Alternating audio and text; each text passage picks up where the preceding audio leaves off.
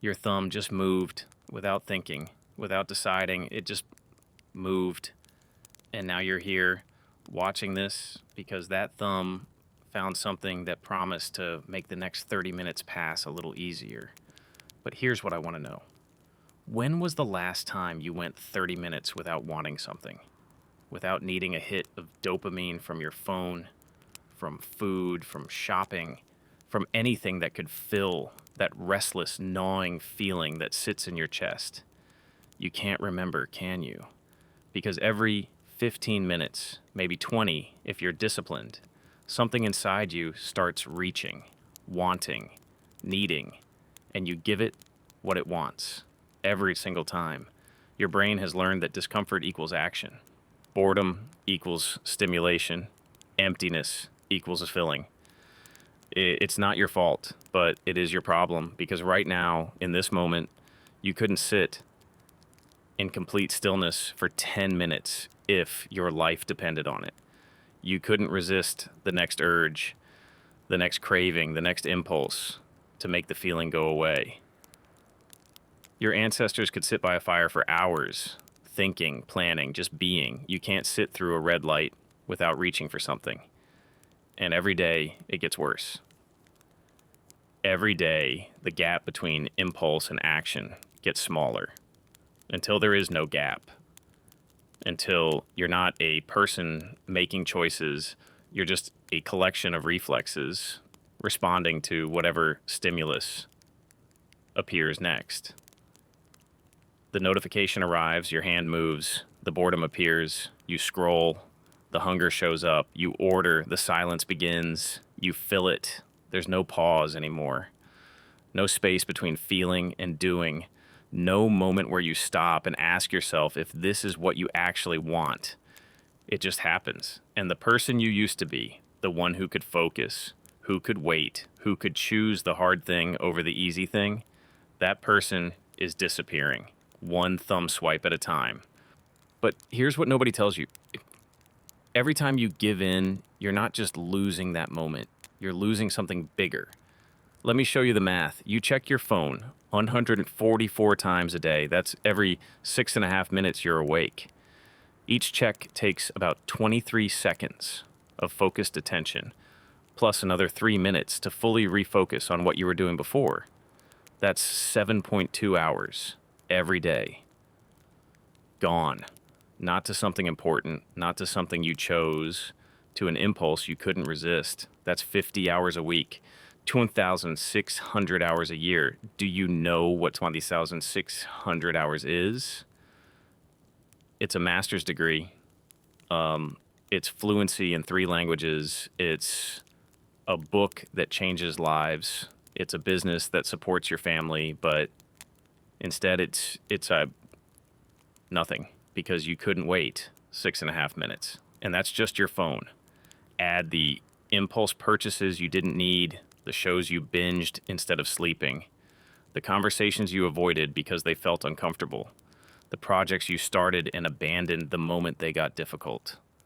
How much did you spend last month on things you wanted for 30 seconds? 347, 891 to 200. Money that could have bought you freedom, time that could have built something lasting, energy that could have changed your life. But the real cost isn't the money. It's not even the time.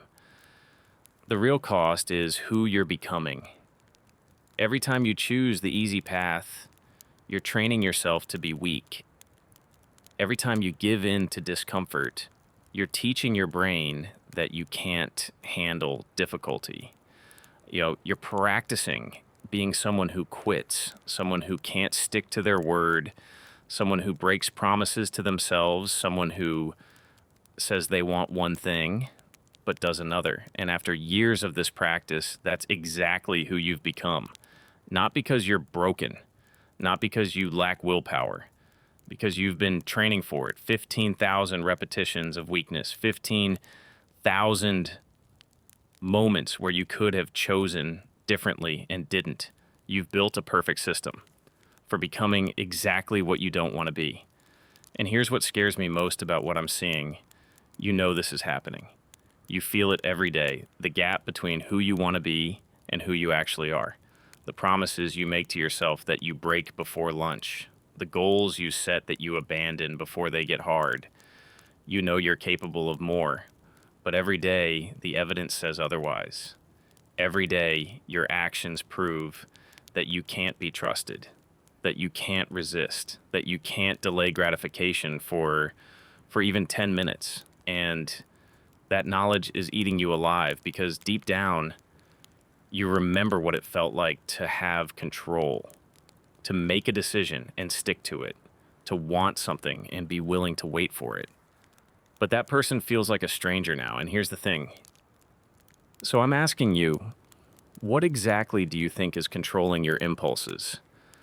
You'll say it's the apps, the notifications, the algorithms designed to hook you. You're right, but that's not the problem. I used to say the same thing. Blamed the technology, the companies, the system designed to capture attention. And I was wrong, not because those things aren't real. They are. They're designed by teams of neuroscientists specifically to bypass your conscious decision making. But that's not why you can't resist. Let me show you what I mean. Right now, turn off your phone. Not silent, off. Put it in another room.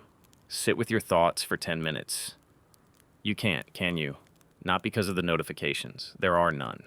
Not because of the apps. They're not running. Because you can't sit with the discomfort of wanting something and not getting it.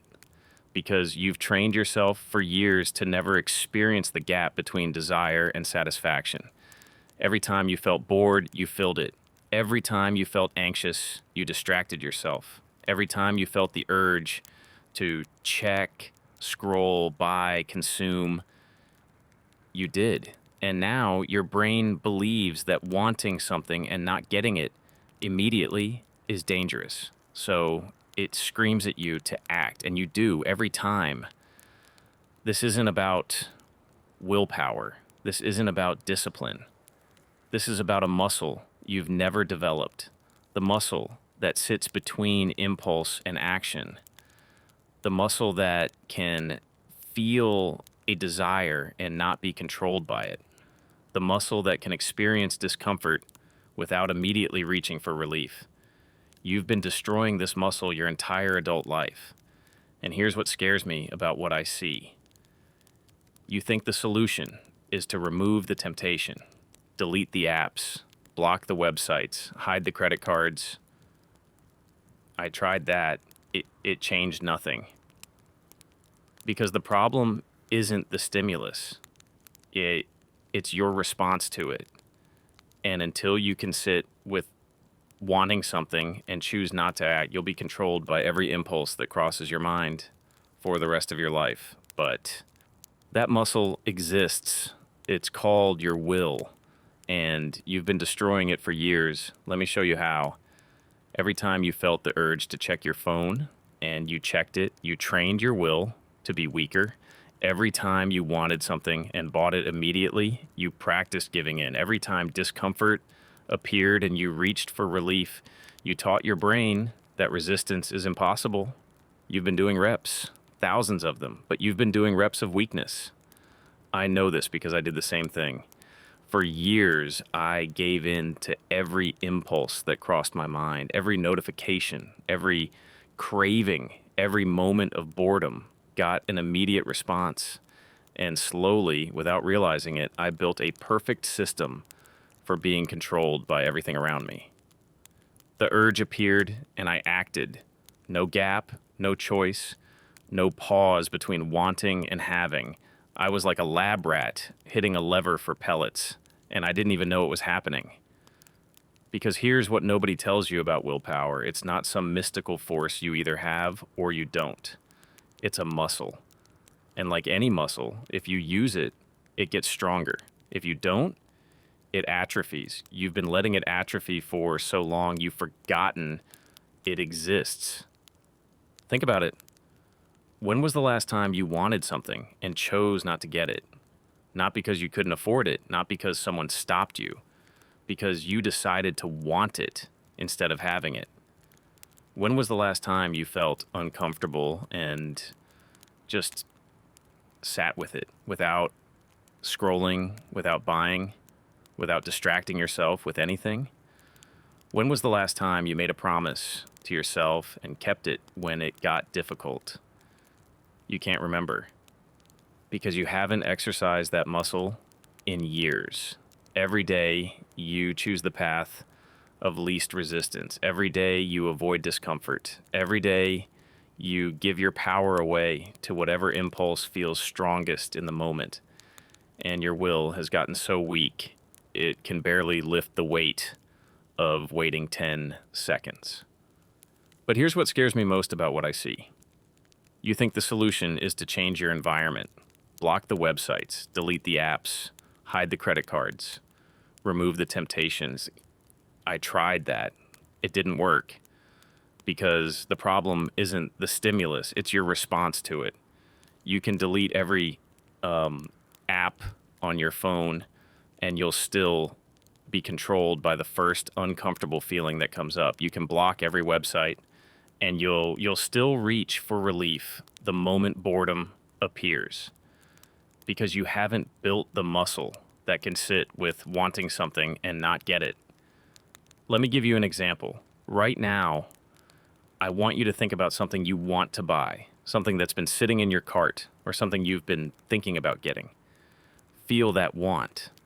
Now, don't buy it, not because you can't afford it, not because someone told you not to, because you're choosing to practice wanting without having.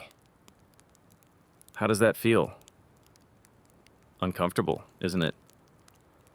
Your brain is probably already generating reasons why you should just buy it.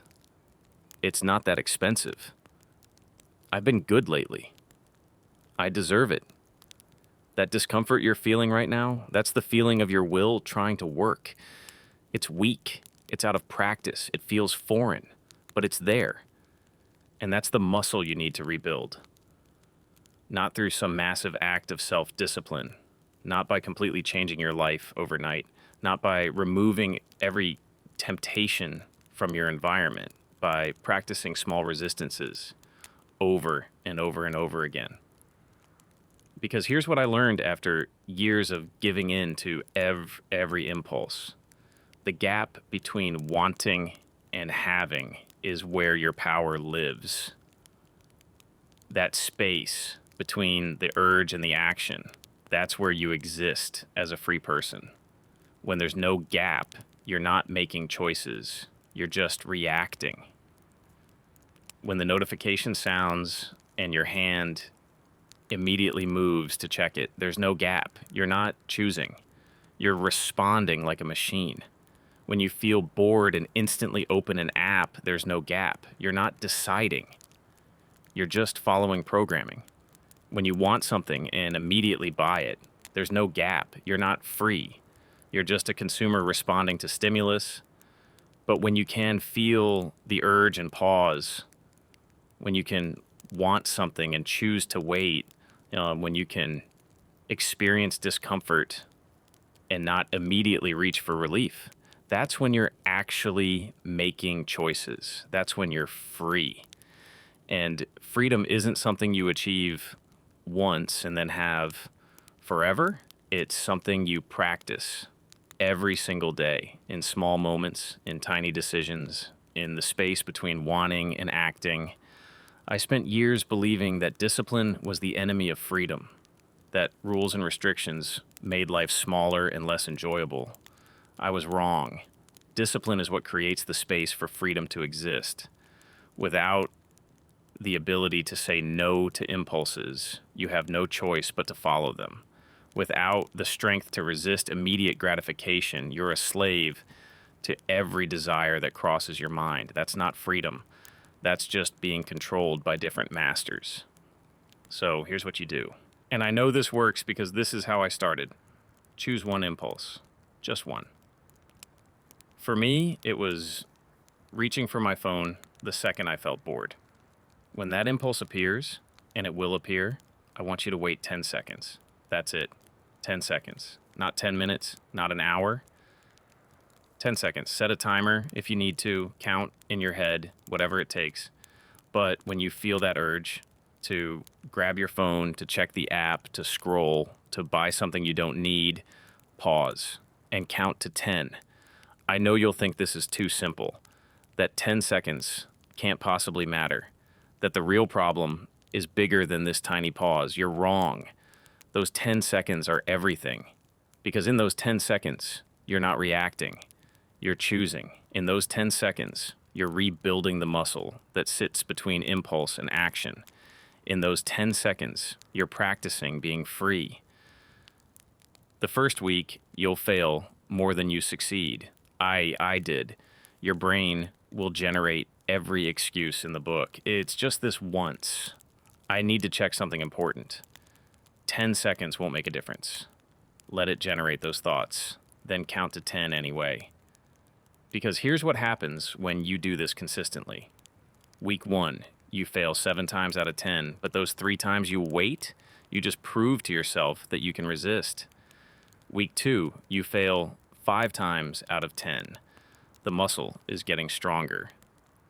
Week 3, you fail 3 times out of 10. Now you're succeeding more than you're failing. Week 4, you can wait 10 seconds almost every time. And sometimes you realize you don't even want the thing anymore. That's when you increase it to 20 seconds, then 30, then a minute, then 5 minutes, but you don't start there. You start with 10 seconds, because 10 seconds is the difference between being a passenger in your life and being the driver. 10 seconds is the gap where your freedom lives. This isn't a trick. This isn't some life hack that will solve all your problems overnight. This is you rebuilding your will. One small resistance at a time. One 10-second pause at a time. One choice at a time. And here's what nobody tells you about building this muscle. It gets easier. Not because the impulses get weaker. They might actually get stronger at first, like a tantrum, when they realize you're not giving in anymore. It gets easier because you get stronger. Because every time you wait, you're proving to yourself that you can. Every time you pause, you're practicing being in control. Every time you choose the gap over the immediate reaction, you're becoming someone who can be trusted with their own life. Start today, right now. The next impulse that appears, whatever it is, wait 10 seconds. And tomorrow, do it again. And the day after that. Because in 30 days, when you can sit with any discomfort for as long as you choose, when you can feel any urge and decide whether or not to act on it, when you can want something and choose to want instead of having it, you'll remember what it feels like to be free.